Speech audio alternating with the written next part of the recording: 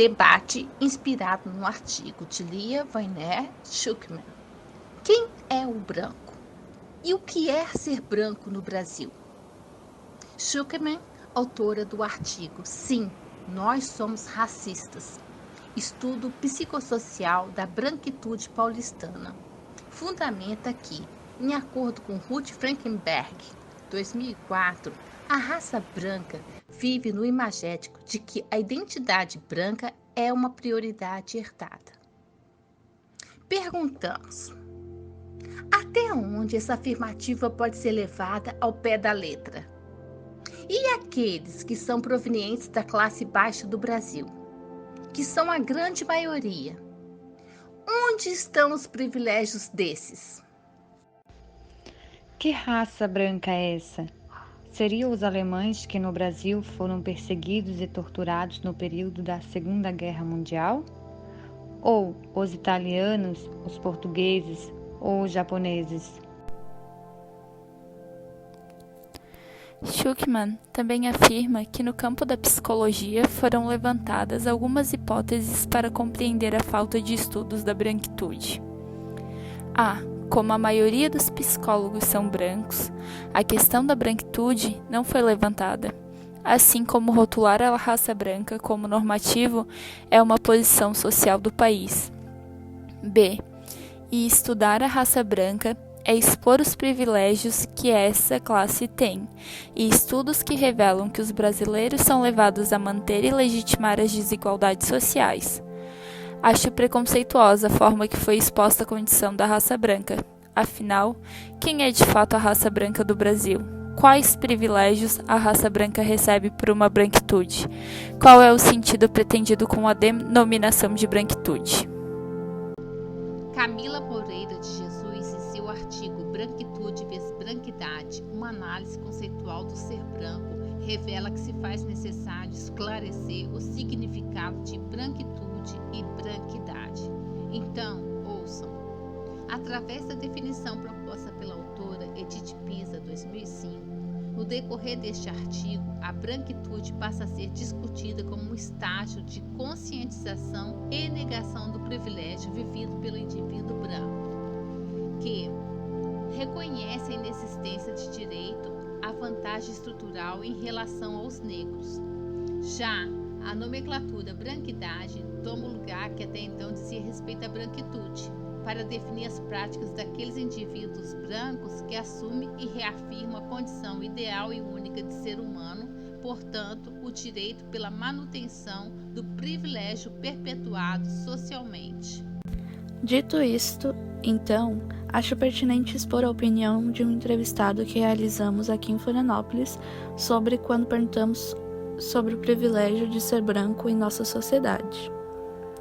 A resposta que nos foi dada confirma as palavras de Pisa 2005, que afirma a existência de indivíduo branco que reconhece a inexistência de direitos à vantagem estrutural em relação aos negros. Escutem, nunca vi nenhuma vantagem ou direito, pois de onde venho somos de classe social baixa, ou seja, uma classe renegada e desconsiderada tanto quanto qualquer outra raça que não seja a raça branca proveniente da Europa, melhor, da raça branca que comanda a economia e a política do Brasil. Digo isso porque sei que os alemães, que também são brancos, sofreram todo tipo de discriminação em nossa terra, apesar de serem considerados de raça branca. Por meio deste depoimento, podemos vislumbrar que a raça branca privilegiada é aquela proveniente das classes abastadas. Schuckmann cita Bento e Carone, que afirmam que é necessário estudar os brancos para desvelar o racismo. Assim, será possível revelar o quanto, consciente ou não, a raça branca faz permanecer o racismo no Brasil. Em minha opinião, essas preposições são muito agressivas e tendenciosas, visto que a maioria das pessoas que são declaradas da raça branca são pessoas pobres, sem estudo e que compõem a força operária e comerciária do país. Tentar colocar a responsabilidade pelo racismo em cima dessa classe pobre reflete uma prática preconceituosa e tão responsável quanto qualquer outro mecanismo empregado para criar e ampliar a desigualdade social que o Brasil apresenta. visto que a grande maioria declarada raça branca nem mesmo poderia ser assim, pois o povo do nosso país é fruto da miscigenação, na sua grande maioria descendentes de índios e negros. Por outro lado, Schuckmann afirma que está em 2004, página 121, revela que ser branco adquire tons e sentidos diferentes. Fato este que depende tanto da força política quanto de classe. E ainda declara: ser branco não exclui ter sangue negro. Sovig, 2004, página 366. A nossa desigualdade social é fruto do século XX ou esta já foi implantada no momento que nossa terra e nossa gente foram descobertas? Destaco que Schuckmann fala sobre privilégios sistematizados. Então, pergunto, como isso se dá? Até onde essa afirmação pode ser aplicada a todos os brasileiros declarados como brancos? Afinal, onde a desigualdade social ancora? Por outro lado, quanto aos estudos críticos sobre a branquitude, quais referências nortearam estes estudos? Fato este importante observar, pois se os Estados Unidos são a referência, muito há para ser esclarecido, visto que a situação do povo brasileiro não pode e nem deve ser equiparada à questão social dos americanos. Os americanos colonizaram a terra e o brasileiro foi colonizado pelo europeu. Que conclusões podemos chegar diante dessas constatações? Então, como compreender nossa estrutura social? Podemos concluir que a hierarquia social é definida apenas por meio da raça, classe e gênero não interferem? Por outro lado, destaco que vi muitas pessoas negras racistas que faziam piadas de negros e coisas afins que diminuía e desvalorizava a classe. Isso me causava estranhamento, pois o meu povo não tinha o hábito de agir desta maneira. Eu ficava triste por saber que pessoas tão bonitas e cheias de talentos tivessem tão baixa estima. Pensei, se elas conhecessem meu povo, talvez não agissem dessa maneira. Sabe lá a dor que eles carregam? Eu não sei. Também já fui desvalorizada por uma pessoa negra por ela identificar que eu tinha sangue negro. Portanto, eu não era importante na opinião dela como as outras pessoas realmente brancas. Portanto, a nossa desigualdade social não é fruto do século XX. Assim tendo, quais conclusões podemos elaborar? Acho inconclusivo esse artigo. Requer melhores hipóteses para afirmar que sim, nós somos racistas. Como podemos problematizar as respostas que recebemos? E o que é ser branco no Brasil? Sim, pois a ciência... Dito isto, então, acho pertinente expor a opinião de um entrevistado que realizamos aqui em Florianópolis sobre quando perguntamos sobre o privilégio de ser branco em nossa sociedade. A resposta que nos foi dada confirma as palavras de PISA 2005, que afirma a existência de indivíduo branco que reconhece a inexistência de direitos à vantagem estrutural em relação aos negros. Escutem. Nunca vi nenhuma vantagem ou direito, pois de onde venho somos de classe social baixa, ou seja, uma classe renegada e desconsiderada tanto quanto qualquer outra raça que não seja a raça branca proveniente da Europa. Melhor, da raça branca que comanda a economia e a política do Brasil. Digo isso porque sei que os alemães, que também são brancos, sofreram todo tipo de discriminação em nossa terra, apesar de serem considerados de raça branca. E outra pessoa disse: eu não sou branca, sou morena clara. E penso nisso quando vejo fotos no Instagram ou propagandas. Tenho a impressão que as cores, maquiagens, esmalte parecem muito mais bonitos nas pessoas brancas. Parecem feito para elas. Penso também quando fico sabendo de atitudes racistas. Penso que a escravidão e o racismo que vivemos hoje é uma espécie de holocausto que perdura sorrateiramente até o dia de hoje, com ares de cultura. No meu dia a dia, não penso muito sobre minha cor.